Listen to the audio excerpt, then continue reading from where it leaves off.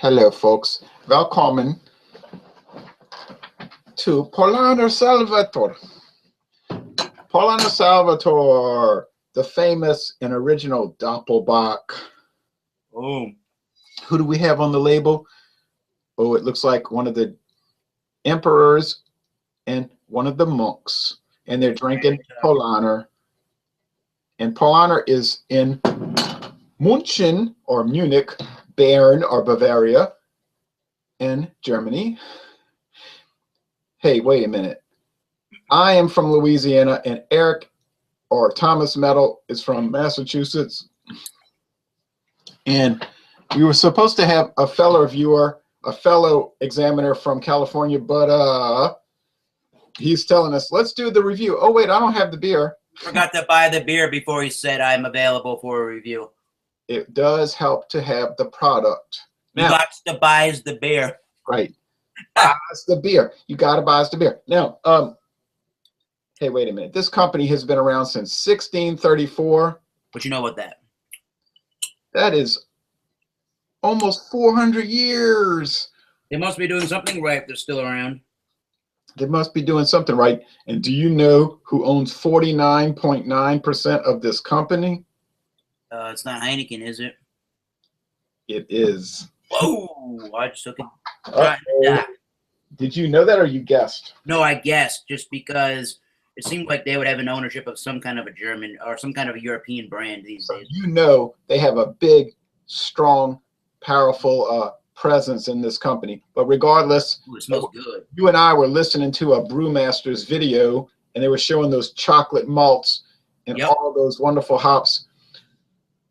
And the monks used to drink this as like liquid bread. It would keep them from being so hungry. And they said it was like a savior for their hunger, and they called it Salvator. Oh. And all the Doppelbock scents end with ator. So anytime you hear a beer end with ator, that means it's a Doppelbock, whether a Helles Doppelbock like a Beta Andy Gator or a Dunkel Doppelbock like Eyinger Celebrator, it's going to end in ator. Yep. So we have Thomas Metal ator. That is me. And I got German in my blood. Ronald ator. Now, and one more thing. Yep. Who coined the term Massachusetts beer reviews? Louisiana beer reviews. Okay. All right. There you go. You're doing a good thing. You're eating during this because this beer can, and we did previously and not that long ago, drank some Anchor Old Foghorn. So that's a big beer. Now, have you had the Paulaner Salvator before? Oh, you've never had it. Okay, well, I'm going to give you, okay, all right. It's 7.9% alcohol, so it's pretty strong. And I'm going to give a prediction. I think you're going to find it, oh, you're jumping the gun. I think you're going to find it has raisin notes of raisin, very dark malt, some chocolate, heavy bread, and it's going to be chewy. And you might find it a little offensive, but I can stand to drink it about once a year, but otherwise it's a little much. Okay, so I've had it many times, well, maybe 5 or 6 times. And I do have to mention that this beer, in my case, was sent to me by Paulaner. Sweet. They contacted me earlier this month, and they said, if we send you bottles of beer, would you do videos? Of course I will. But these were sent to me from Germany, and this is the last of the pack. Eric Anderson, not to cut you off, Eric Anderson is still on the hunt for this beer. Yeah. Well, maybe Paulaner will contact him and send him some. Yep. Hey, but I got to say, they approached me. I did not approach them. Okay, but I do appreciate it. Now, Eric, I'm going to kind of leave the floor to you because you haven't had it before, and I've worn out the internet talking about this beer. Sure. You know, it kind of almost looks like that old foghorn barley wine in the glass. I'm gonna be quite honest. It's got that same small kind of head. It's got some of those bubbles streaming up, just like the The old foghorn barley wine. It's okay. Let me stop you real fast, folks. Watch Eric's channel, Thomas Meadow 75, because our examination of Anchor Old Foghorn is on that channel. Okay, keep going. Go. And it's got that murky, dark copper orangey kind of color. You can't even see through it at all. In my case. Through the light, I'm looking at it, and I can't see through it. Again, small head. Yeah. Not even any rocks in it. The smell is very malty and fruity again, like a barley wine. It has those dark kind of plums, figs, and Jay was saying raisins, totally raisins. It doesn't have a real, I would say it's sort of on the dry. I mean, I guess there is some kind of like sugary sweetness, but it's more dry than you would think a sugary sweetness kind of a smell might have in a beer. It's not as sugary as you might think, is what I'm saying, but it is there. And it is brewed according to the German Reinheitsgebot, meaning it's only containing water, barley malt, hops, and yeast. We thought the Anchor Old Foghorn almost certainly contained sugar, and they made no claim to Reinheitsgebot. And in fact, the label on Anchor Old Foghorn said what? Ale with natural flavor. Yes, with natural flavor. So I am getting those dark fruits, that molasses type sugariness, but it's very, very light. What does your bottle say as far as under the 11.2 ounce? That tastes good. Ale. Yeah, it's not an ale, folks. It's a lager, but they have to put that in. Why? Oh, I get what you're saying. Yep.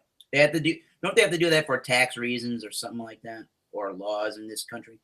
7.9%. It can't be a beer. Oh, past a certain percentage. It's illegal to sell beer above 5% alcohol in America, but you can sell ale or malt liquor or malt liquor. It's such a ridiculous law. That's why I was looking at the new Guinness bottles from Ireland, and they're only 5%, but they didn't want to have any trouble, so they say malt liquor. I mean, it's ridiculous. It's a beer. They're all beer. Ale, lager, it's all beer. It's just one and the same. Yeah. So I'm sorry to cut you in. What is your Best Buy date? My Best Buy date is, it says, I think where I'm reading it correctly, is it says December 2015. Well, you're right at the end of it. It's before December 2015, so I'm already drinking expired beer. Yeah, mine says August of 2016. Okay, we'll continue on to the taste. I'll be very curious to see what you say. You already said it tastes good. My store has old beer. I did get an FS Pilsner beer from this store that was 2 years old. Oh. In my town in Mansfield, but usually they're pretty good. It is a lot sweeter than the nose would let on, for sure.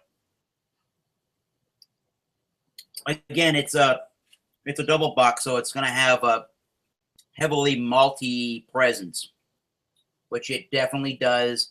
At 7.9%, I think you can taste that. I think I'm tasting that 7.9%, but it's not. There's no real burn as it goes down at all. But the flavor profile that I am noticing is definitely a sweet, brown bread maltiness, and it has that molasses type caramel sweetness with those cherries. Well, not necessarily cherries, but maybe raisins. Yeah, that's the good term. I think it's a raisiny, like a boozy soaked raisiny feel to the beer, but it doesn't burn the alcohol, but you can definitely taste that it warms up the palate. Like a very heavily spiced brown, not a heavily, I'm sorry, a slightly spiced dark brown holiday bread. Yeah, and it's actually, yes, I would agree with that statement. It definitely does have a spiciness. Actually, that's a good point. The hops, to me, I don't want to necessarily consider this a bitter, like a hoppy beer. It does have some bitterness to it, and the bitterness, to me, is towards the end of the sip. It's got that grainy, kind of a grassy bitterness to me. It is, how do I want to describe that? Because there's definitely distinct bitterness, but it doesn't seem like it's a hoppy kind of a bitterness to the beer. It's there though to balance out the sweetness. Yeah, and there's a clean. It dries. It actually dries fairly quickly. I mean, there is some lingering sweetness, and I'm getting a touch of a sourness before it dries out. Don't you think it's probably 4 out of 5 sugar cubes in sweetness? I think it's all of that. Exactly. 3.5 out of 5 hop cones, probably. Yes. And there's some kind of, and you can distinctively tell when you drink this beer, if anybody has had a lot of different kind of lagered beer styles, it has, at the end of the sip, I don't know how to describe that, but it has that lagering kind of a mouthfeel to it towards the end of the finish. In fact, it's very crisp and clean at the end of the sip, to me at least. Yeah. I wouldn't say it's refreshing. No. It's a dunkel lager. I would not be able to take a lot of this. You know, it's something I can enjoy every now and then, but to have it every week, I would get sick of it. I think it does pair well with pretzels and probably some sauerkraut and maybe some, I think, corned beef. But it's almost like you could substitute a meal with it, maybe. Yeah, it's definitely on the heavy side of the mouthfeel for sure. Yes. If you're on a diet, I would not drink it.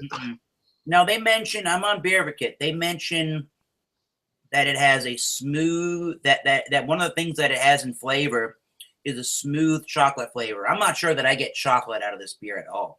Yeah, they were saying that on their Paulaner website. On the video. No, not really. Maybe in the slightest hint. But yeah, there's a lot of. If you want a chocolate beer, go get Samuel Adams chocolate bock. Chocolate bock, exactly. Or even more, go get Young's Double Chocolate Stout Nitro can. Here's a Helles Doppelbock adjunct version. Yep. 8%, almost the same alcohol. It's going to be. Well, you say Helles Bock as in that's the closest thing that the beer style guidelines would probably put it under. Helles meaning it's bright, but it's a Doppelbock. Wait, where's the echo coming from? It's a Doppelbock because it's 8%. Right. I bought this in Beaumont, Texas on US Highway 90. Now, if you drink this beer a 40 ounce, it's a lot lighter bodied. So it's going to go down smoother, but it's going to plaster. You're going to get laid out if you drink a 40 ounce of this. Don't do it, folks. Do this over about a 6-hour period. You can recap it. It'll twist real tight. But to guzzle it, you're making a big error. Beer reviewing update for this exact beer review. Apparently, our other buddy has acquired this beer, and I've given him the link to our review. Tell him to join in. Now, but we're wrapping ours up, and he can give us his rather zany sometimes approach to it. But we don't mind that because we're not uptight or stuck up. No, we're not. You know what? Eric, we're very humble, and we're proud of that. Exactly. I would agree with that 100%. You know what? I'm finding here that I know this is a lager and a barley wine is an ale, but I'm finding that this Doppelbock beer and a English style barley wine are kind of similar in certain respects, in certain regards, a lot. This beer is reminding me of that old foghorn a lot. Yeah, like a tomato is supposed to be a fruit, but it sure does taste like a vegetable. Exactly. But I think the main difference in this beer to that English style barley wine is I think it finishes a little bit more crisp and clean. I mean, it's not really I wouldn't say it's like crisp as in refreshing. It's not clean as in it's so dry. It's not bone dry like a Bud Light, but it finishes relatively clean and dry.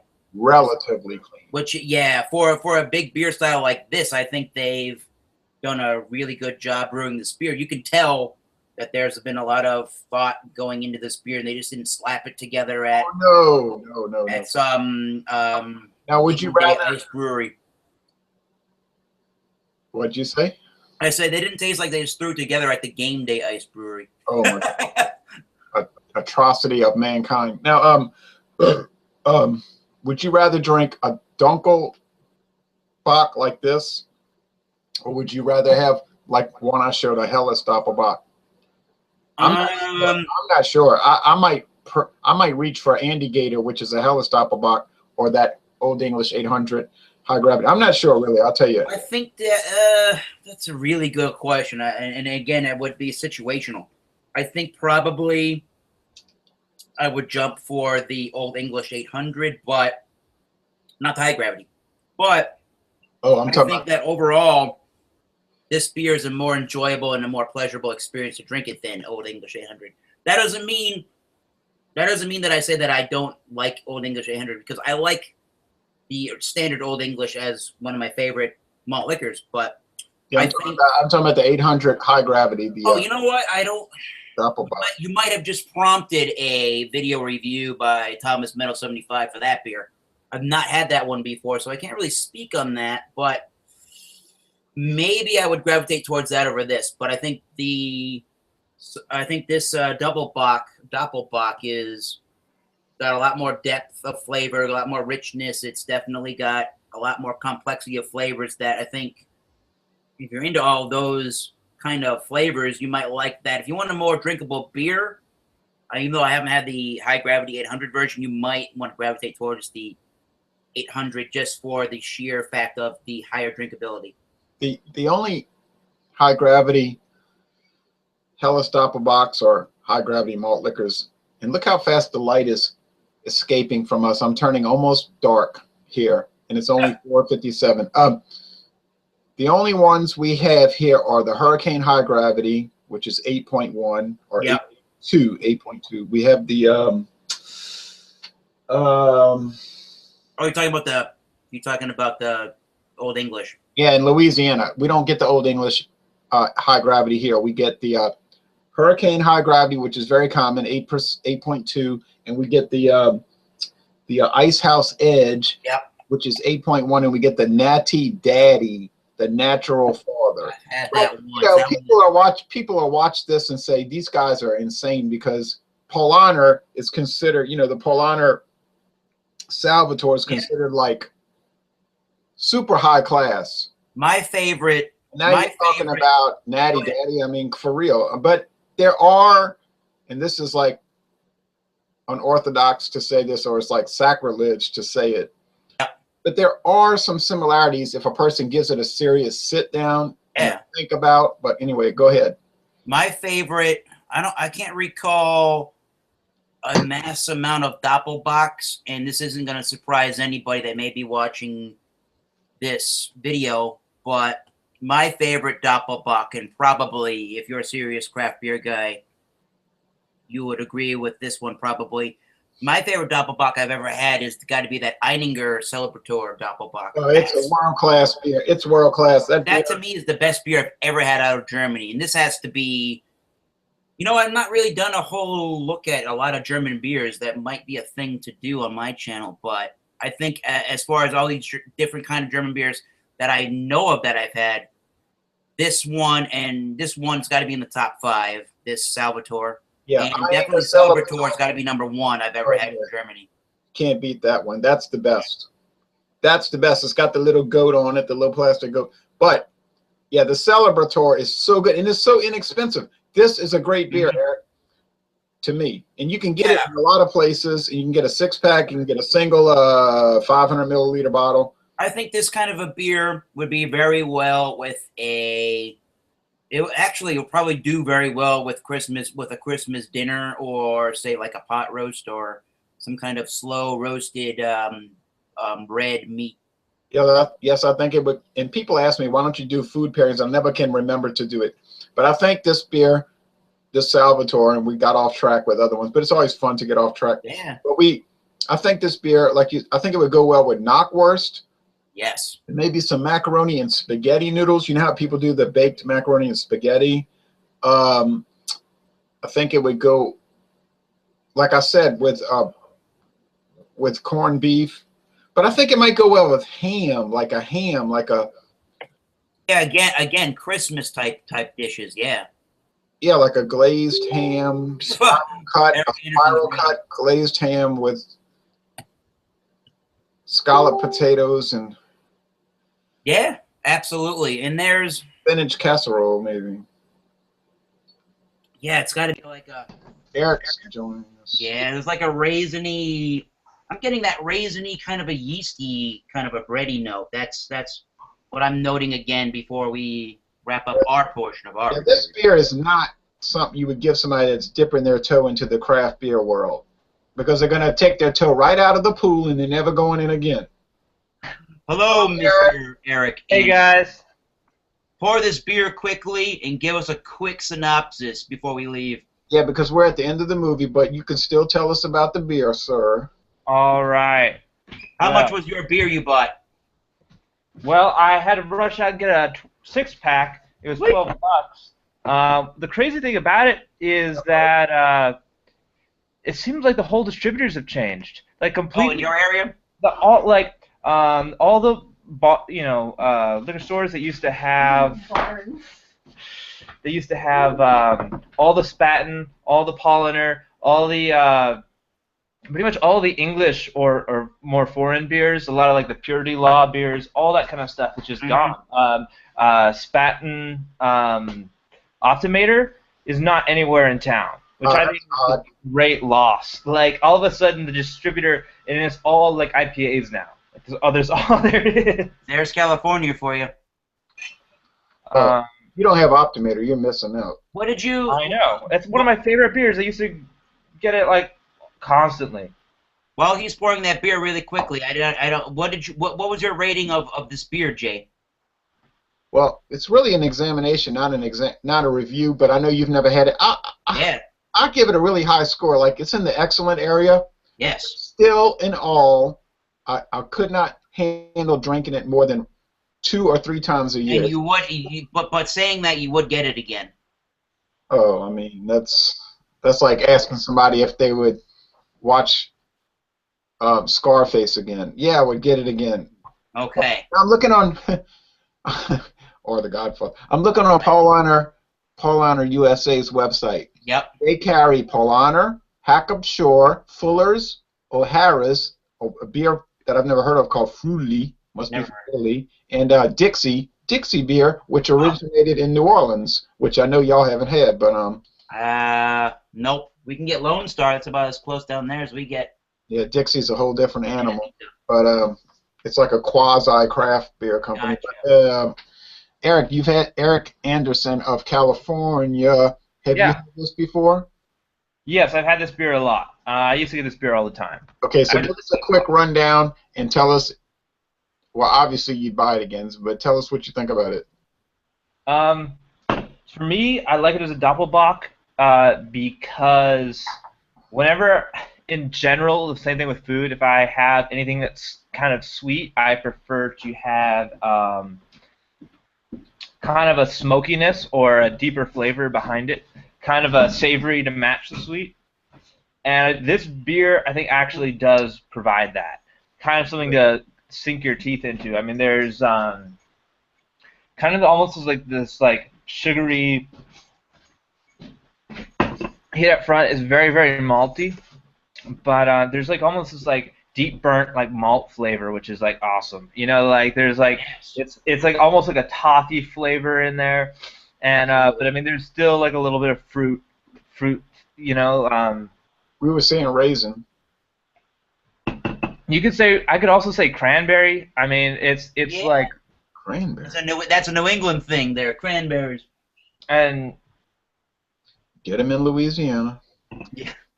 You know, even like I would also say like dates. I think of dates. Yes. Yeah, I was saying that earlier, especially with the Anchor Old Foghorn. But Eric, my comment. Eric didn't really say that, but I wouldn't be able to take too much of this. No, I would agree with you on that 100%. I mean, I couldn't drink this too much. Doppelbocks in general, I cannot drink a lot of. Even like I couldn't drink more than one a night. But this one is actually one of my preferred. You know, this one and Optimator are generally my 2 preferred Doppelbocks. Crazy question. crazy question before we head out of here, but is the fact that Paulaner is brewed at such a high capacity and they're all around the world and so easy for anybody in the world to get this beer, does that as a person looking at the beer, does that cloud or judge your opinion as Paulaner's a macro producing beer brand? I don't care. I never care about that. I never care about that. I started drinking beer in February of '96, and I never cared if it was the most high volume beer on the planet or the smallest volume beer. The only thing I care about is, does it taste good? I have no horse in the race. I have no stock in any beer companies. I don't care. Okay, so no, it does not cloud my judgment at all. Any thoughts, Mr. Eric Anderson, on that before we head out? You know what? I actually have to agree with Jay here. I mean, who cares how you make the beer as long as it's good? You know, I care more about like the ingredients that they use. You know, if they're using crappy ingredients to do a lot, then that's bad. But if you're doing a ton and it's a quality product, it tastes good, who cares who makes it? Give it to me cheap. And I guarantee you they are not using crap ingredients. No way. But that can lead us into a very drawn-out discussion. Oh, yeah, like Minhas. They use obviously horrible ingredients because all their beer tastes horrible. I mean, you know, it's pretty obvious. They make that boxer lager, right? Oh, terrible. Horrible. You know, for a beer that's 8%, I mean, this is just incredibly drinkable. Just about 8%, technically 7.9, but go on. You don't challenge your friend. Hey, but, yeah, round off to 8. Yeah, it's really great. I mean, it's like, it's an obvious question. Would you buy it again? Duh. Yeah. Yep. It's, I definitely, yeah, I love this beer. You know, Doppelbocks to me especially are very good with, like, steak. You know? Yeah.